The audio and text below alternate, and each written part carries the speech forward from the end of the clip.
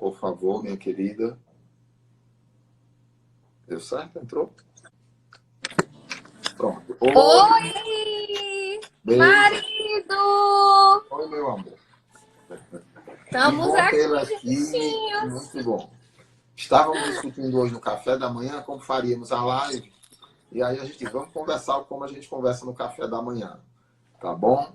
Quer falar alguma coisa? Quer abrir alguma coisa? Fique à Quero vontade. só me ajeitar aqui, só um minutinho para ver se eu tô bela. Só um segundo. Você está Deixa sempre eu ver. bela. Mo, você acha melhor com ou sem os óculos? Com os óculos, por favor. Com os óculos, por favor. Tudo bem. Peraí que eu quero ajeitar a minha câmera, que ela não tá muito legal. Meu tripé não rolou hoje. Ah, meu Deus. Mas vai dar certo. Amor, sua luz está ótima. Quero melhorar a minha. Só um segundo. Pois não, vai se organizando aí. Então, gente, é isso. A importância do tema da gente discutir desejo sexual, primeiro que as pessoas bebem água, as pessoas se alimentam e as pessoas fazem sexo. O sexo faz parte da vida das pessoas como a luz do sol brilha todo dia. Então, a gente precisa discutir isso, precisa trazer o tema. Eu perguntando se o Diogo Mirena interfere no desejo. E aí já caiu uma pergunta aqui, se o Mirena interfere no desejo. Bem, Eita, elas já querem começar polemizando, né? quero começar polemizando. Assim, a primeira resposta é não, tá? E aí a gente pode dizer o seguinte, que o Mirena, ele como não é um inibidor de ovulação, ele não costuma interferir nos níveis de testosterona que circulam no corpo da mulher. Logo, a ideia de impacto seria muito menor do que, por exemplo, uma pílula anticoncepcional. Amor, por favor, faça as honras Bom, da casa. gente, em relação a uma comparação entre pílula e Mirena, é até assim chato para as pílulas, né? A gente fazer uma comparação como essa. Gente, pílula combinada, que são as pílulas convencionais que a grande maioria das mulheres usam, alteram diretamente lá no fígado a produção de uma proteína chamada SHBG. Quando essa proteína está em quantidade aumentada, você tem uma queda nos níveis da testosterona que atuam nos seus tecidos. Então, como a testosterona ela é importante na questão da função sexual, principalmente do desejo sexual, quando ela está reduzida numa mulher que é usuária crônica de pílula, você acaba tendo um impacto sim no desejo, tá? Então, isso é fato. Então, pílulas podem afetar o desejo sexual. Nós temos estatísticas que falam até em 50% das mulheres que usam pílula vão ter alguma queixa de desejo que passaram a ter depois de utilizar. Com Mirena, a gente não tem impacto nos níveis de testosterona livre, não altera a produção de SHBG. Então, a gente, como o Dr. Marcos falou, marido lindo, a gente vai ter ciclos ovulatórios, sim. Então, a gente vai ter minimizado, assim, de forma muito significativa essa questão de alterar a libido do ponto de vista hormonal. Só queria fazer um lembrete, não porque ainda não é só aguçar a curiosidade de todas. Vem aí o Kailina. O que é o Kailina a gente vai discutir depois sobre desejo sexual e sobre DIUs. Mas, amor, eu estava conversando aqui, assim... Mas tu não falou o que é o Kailina. Falaremos no final, só para deixar a curiosidade um pouco. Ah, meu pai, a mulher. Bem, sobre desejo, claramente as queixas aumentaram de queda de desejo. Isso é um fenômeno que a gente pode reportar e perceber no dia a dia de forma muito clara. E a questão é, aumentou o relato da queixa de diminuição de desejo ou de fato as pessoas estão falando muito de sexo e praticando pouco sexo? Quer dizer, se a gente pensar, o sexo está na mídia, está na internet, está na TV. Nitidamente, hoje se fala muito de sexo. Mas também se pode dizer que os casais praticam menos sexo hoje. Por que será? O que você quer falar sobre isso? Bom, nós temos vários aspectos por que aumentou tanto essa questão da diminuição do desejo. Eu acho que de fato aumentou. Então, com uma vida muito mais agitada que a gente leva hoje, A carga de trabalho para homens e mulheres aumentou muito e para as mulheres mais ainda, com as duplas e triplas jornadas. Então, assim, de fato, trabalhando muito, se faz menos sexo.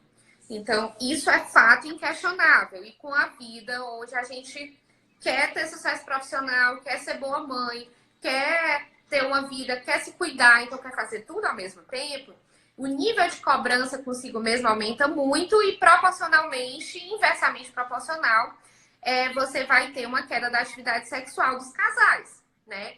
Inclusive, a questão é outro ponto, mas a gente pode falar mais adiante, está sendo muito mais frequente homens buscarem por diminuição do desejo. Então, é um fenômeno global da forma de vida que a gente leva. Então, isso Eu está acho que acontecendo. é interessante essa colocação que a Rai falou sobre os homens estarem procurando ajuda por menor desejo sexual. Antigamente, homens relutavam em procurar por disfunção erétil, eles tinham disfunção erétil, relutavam em procurar, mas eventualmente acabavam indo a procurar ajuda. Mas o que está muito patente, a gente percebe com muita nitidez isso, e no consultório de reprodução humana a gente percebe muito isso, há uma diminuição da busca pela parceira cada dia mais. E aí você pode dizer, mas ele não está buscando a parceira porque tem outra. Não, gente, nem sempre isso acontece, mas muitas vezes eu estava comentando, discutindo hoje de manhã a questão do erotismo, da questão do desejo sexual, e é engraçado como os papéis estão se invertendo. A gente saiu de uma sociedade patriarcal no começo do século passado, a sociedade se tornou conjugal, ou seja, homens e mulheres tentaram se equiparar em distribuição de tarefas, em sustento do lar, e estão se equiparando também em coisas negativas, como, por exemplo, a diminuição do desejo sexual. Parece que agora essa mosquinha vai pegar, vai picar os homens também. Fala sobre isso, Rai, por favor. Bom, a questão dos homens, eu vou falar mais na frente, mas você me questionou assim, será que as pessoas estão realmente com menos desejo? Ou se elas estão falando mais sobre isso e não falavam antes? E tem outra questão, além de existir essa possibilidade do diálogo sobre sexo, tanto no consultório médico, hoje é mais fácil você conseguir dialogar com o seu ginecologista, ou com um terapeuta, ou com um psicólogo, e você ter mais coragem de abrir para um profissional as suas queixas, as suas disfunções. Então, hoje a gente consegue com mais liberdade, principalmente a mulher, a fazer isso, porque tem mais autonomia, a questão da vergonha vai ficando cada vez menos importante. Existe isso, né? Existe o estilo de vida de sobrecarga de trabalho e de acúmulo de tarefas que a gente vive. Mas tem um outro fenômeno também que eu acho que vale considerar, que muitas pacientes me procuram, a queixa dela não é genuína. Como assim, Rayane, não é genuína? Você está dizendo que ela está mentindo? Não. Na verdade, ela às vezes não está insatisfeita com a qualidade de vida sexual dela.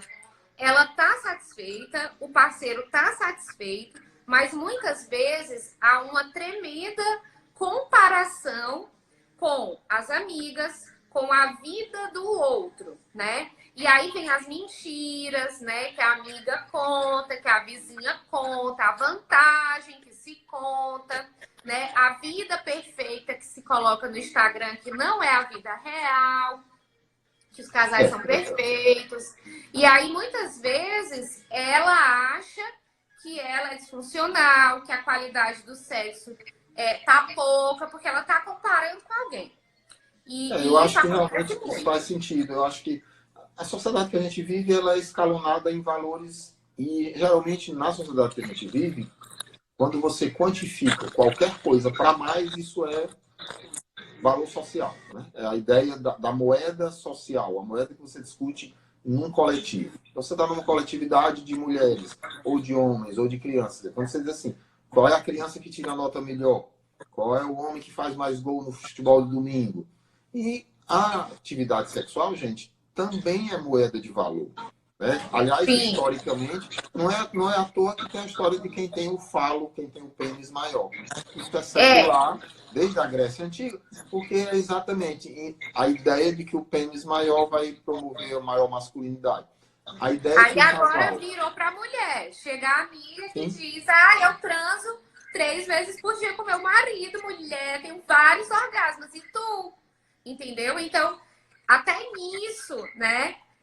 Existe uma competitividade e muitas vezes eu percebo pessoas que se comparam com os demais. Isso te causa insatisfação? Você estava insatisfeita? Não. E seu parceiro? Tava... Não, a gente tá bem, doutora, mas a fulana, olha, ela disse que, bom, ela e o marido dela... Então, assim, existe isso, tá? Existe a abertura, existe o que é real, que é a mudança de estilo de vida. E se você pega um casal que ambos têm uma carga de trabalho de moderada a elevada, certamente a frequência de relações sexuais não vai ser a mesma daquele casal que trabalha em horário estritamente comercial, não leva trabalho para casa, fins de semana não trabalha. Então, assim, se você tem uma sobrecarga menor, você vai ter mais tempo livre, mais disposição. Só que isso não é real, né? Quem é que trabalha de 8 às 12, às 2 às 5, não leva trabalho para casa, não tem filho para pegar na escola, não tem tarefa para ensinar, não tem casa para administrar, não tem. Então, são multitarefas. E o que é que acontece de negativo? Que às vezes é onde homens e mulheres erram, e as mulheres erram muito, que é deixar o sexo como o último da lista. Deixar o sexo como o último da lista vai acarretar em prejuízo a qualidade de vida sexual. Então, eu queria colocar lenha nessa fogueira aqui, só promover a discussão de um tema que é sempre muito questionado, inclusive entre terapeutas sexuais, entre sexólogos, que é a questão do sexo programado. Eu acho que isso é uma questão muito boa para ser discutida, porque normalmente a gente pensa assim, sexo é para ser natural, o estímulo sexual, o desejo deve vir naturalmente. É verdade. Né? Então, quando você diz assim,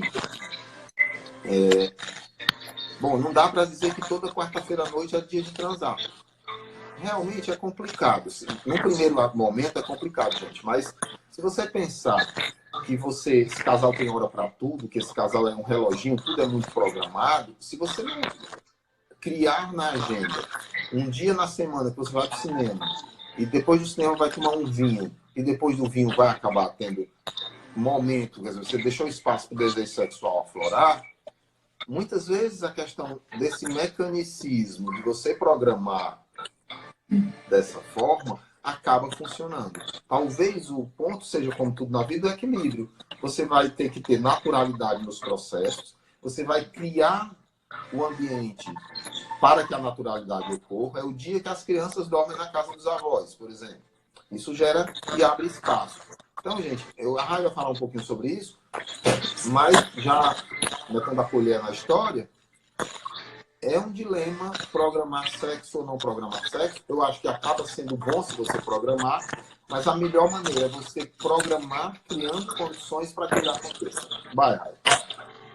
Olha, e tudo isso que você falou, eu concordo em gênero, número e grau.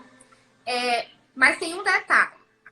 Na terapia sexual, a gente consegue... esse conselho vale para todos, né? Mas, assim, na terapia, a gente tenta buscar soluções que funcionem individualmente. Para alguns casais, a programação, ela cai como uma luva, ela é importante. Sexo intencional, programação. Quando se tem filhos, muitas vezes precisa ser programado mesmo, né? E você vai buscar mecanismos de ter naturalidade de outras formas. Mas, principalmente quando se tem filhos, a programação e a intenção faz parte do processo. Precisa fazer parte. Óbvio que não é uma solução generalizada, nem tudo funciona para todo mundo. E na terapia a gente consegue conhecer melhor a dinâmica do casal e ver qual é aquele casal que programação não vai rolar, porque para aquela mulher é fundamental a naturalidade ou para aquele parceiro. Então, a individualidade das indicações estão aí. Mas isso que o Marcos falou funciona para a grande maioria. Por quê? A grande maioria tem filhos, a grande maioria precisa organizar uma dinâmica, principalmente quando os filhos são pequenos. Então, precisa ter redes de ajuda, né? Que é fundamental para que se mantenha a individualidade do casal. Eu quero chamar muita atenção para as mães, principalmente as mães de crianças pequenas, onde precisa se restabelecer o mais rápido possível a vida do casal como casal, né? Não deixar isso para muito depois, porque muito depois pode ser tarde, né? E isso é importante, você não esquecer o ser casal e o ser mulher após a maternidade, né? Que muitas mulheres focam muito na maternidade e acabam deixando o ser mulher e o ser mulher sexual, assim, na lista é o centésimo. Sobre isso, tem uma série de questões, né? Primeiro tem a questão socioafetiva, porque você tem por exemplo, se a gente pegar como exemplo casais que eram inférteis, que passaram 10 anos tentando engravidar. A pressão As mulheres que estão botando a mãozinha aí, é porque estão se identificando, é isso? Estão botando a mãozinha assim porque fizeram isso, né? Já sei. Eu vejo só aqui pela foto, eu já conheço. Fala, amor. Não, eu ia falar da questão da sexualidade, é que os casais inférteis, eles, predominantemente neles, a ansiedade pelo filho é tão grande, a dificuldade para ter o filho foi tão grande, que quando nasce, realmente o foco materno, muitas vezes, é todo em cima da mãe. Né? Então, eu queria fazer um ping-pong rápido com você aqui. Nós vamos alternar. São 6 dicas de como melhorar o desejo sexual. Você dá uma e eu dou outra. Vai lá, cada um alternando 6 dicas. Rapidamente, que o nosso tempo está caminhando. Primeira dica para melhorar o desejo sexual. Primeira dica para melhorar o desejo sexual. A mulher, para transar, ela precisa estar se sentindo bem, tá? Então, você precisa se cuidar, estar de bem consigo mesma. Estar de bem consigo mesma, para algumas mulheres, é muito natural. Para outras, não. Requer modificação de hábitos, autocuidado, estar se sentindo bonita, cuidada. E isso não cai do céu. Isso vai de movimentos e de esforços que você tem para com você mesma. Então, se cuide e se ame. Você se sentindo bem, muitas vezes o desejo flui muito mais fácil. A segunda dica não é se cuide e se ame, é cuide e ame. Ou seja, a dica vai para o parceiro. Faça a corte da sua mulher no café da manhã. Lhe dê flores, diga que ela está bonita, faça um carinho. No horário do almoço, mande um zap, mande uma mensagem ou carinhosa, ou afetiva, ou erótica, se o nível da temperatura já subiu um pouquinho mais. Prepare o dia, durante o dia, o que você vai encontrar à noite, o casal vai se encontrar à noite. Terceira dica, vai lá. Saiba equalizar todas as suas tarefas como ser social. Como assim? Você tem uma caixinha para ser mãe, e você pode ser e deve ser. Você tem uma caixinha para ser mulher, e o sexo entra nessa, tá? E você tem uma caixinha para trabalho, uma caixinha para família. Saiba equalizar e sintonizar cada uma delas. Cada uma vai ter um peso de prioridade. Então, o sexo precisa ter um peso de prioridade na sua vida. Principalmente quando você tem todos esses universos para equilibrar. Então, saiba ter o momento mulher. Consiga esse momento na sua vida. Quarta dica. Conheça o seu parceiro. Eu acho que sexo, tem uma palavrinha que define também sucesso sexual ou gratificação sexual, que é comunicação. Como todas as relações humanas, a comunicação ela é fundamental em qualquer setor da vida. Na área sexual não é diferente. Então é preciso que o casal se conheça muito bem. Às vezes o que lhe erotiza não erotiza o outro. Então é importante que o casal conheça os pontos de erotização do outro, conheça os gatilhos para o desejo sexual de cada um. Não adianta você usar o seu gatilho pessoal para o outro. Você tem que usar, é como comprar presente. Se você vai comprar um presente, você vai dar uma gravata para o seu marido, ele gosta de gravata azul, não adianta comprar uma gravata roxa ou vermelha, porque você está agradando a si e não a ele. E sexo é doação, sexo é gratificar o outro e você acaba se gratificando também. Então, a quarta dica seria essa. Conheça o seu parceiro e busque seus pontos importantes na atividade sexual. Quinta dica. Antes de falar a quinta dica, quero reforçar, porque essa dica aí foi a top. Então, gente, diálogo do ponto de vista sexual.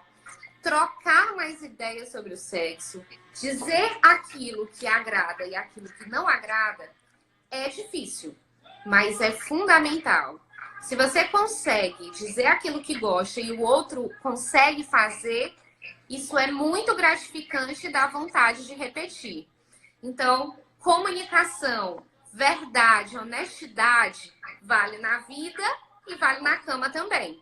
E isso é um reforçador muito importante. E a quinta dica, gente, é cuidar da sua saúde, tá? Cuidar da sua saúde do ponto de vista hormonal, do ponto de vista psíquico, porque quando você tem problemas de ansiedade, depressão, transtornos psiquiátricos os mais diversos, isso impacta na sua vida sexual. Desde as medicações que você toma, até o próprio transtorno ansioso em si, não te deixa desligar para você fazer sexo. Então, tá atento com a sua saúde, em dia com seus exames, escolher um método contraceptivo que não atrapalhe tanto sua vida. Então, ter esse equilíbrio entre o seu corpo, né, e a sua mente, com certeza vai te trazer uma vida sexual mais saudável e mais satisfatória, tá, gente? Sexta dica, gente, é se conhecer. Ixi, Maria, era só 5. Sexta? Já ganharam uma cesta de brinde. Eram 5? Ah, então pensei que eram 6. Acho que ia falar 6, falei 5. A sexta, gente, é se conhecer. A gente falou de se comunicar com o outro. Mas para que você comunique ao outro o que lhe é interessante, você precisa se conhecer. Então você precisa se conhecer, conhece-te a ti mesmo, você precisa conhecer o seu interior, do mesmo jeito que você conhece suas potencialidades para o trabalho, para a vida como um todo, conheça o que lhe é interessante sexualmente, busque isso e divida e solicite isso com o seu parceiro. Tá bom? Gente, foi um grande prazer estar com vocês. Não, você despede não, amor, pera. Gente, quando ele tá dizendo o seu interior... Eu não estou encerrando ainda, eu ia pedir a sua fala ainda. Quando ele diz o seu interior, ele tá dizendo o seu interior do ponto de vista psíquico, o seu interior, os seus gatilhos para desejo sexual, e ele tá dizendo a sua vulva e a sua vagina também, viu? É isso que ele tá querendo dizer em outras palavras. Então, conheça a sua vagina, sua vulva. É muito importante, gente, isso, viu? E, bom, ele já tá se despedindo, eu vou me despedir também, que a gente vai almoçar, né? Só um pouquinho, Rai. Eu queria que você se despedisse agregando 3 dicas para a felicidade sexual das pessoas. A gente já falou das primeiras, mas você fala alguma coisa que não foi falada ainda. Não entendi, amor. Fala uma dica de despedida. Uma dica de despedida? Ave Maria, tô com fome, não tô conseguindo mais pensar, não.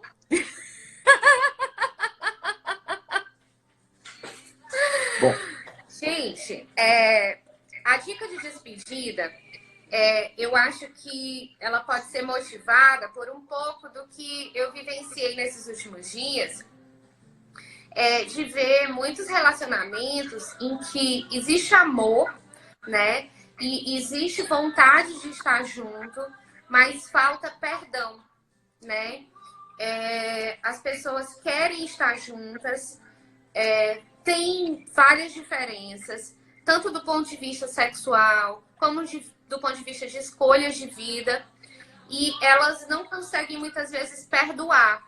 E isso reflete na vida, isso reflete na leveza do viver, nos relacionamentos, e impacta diretamente sobre a vida sexual. Então, vamos perdoar.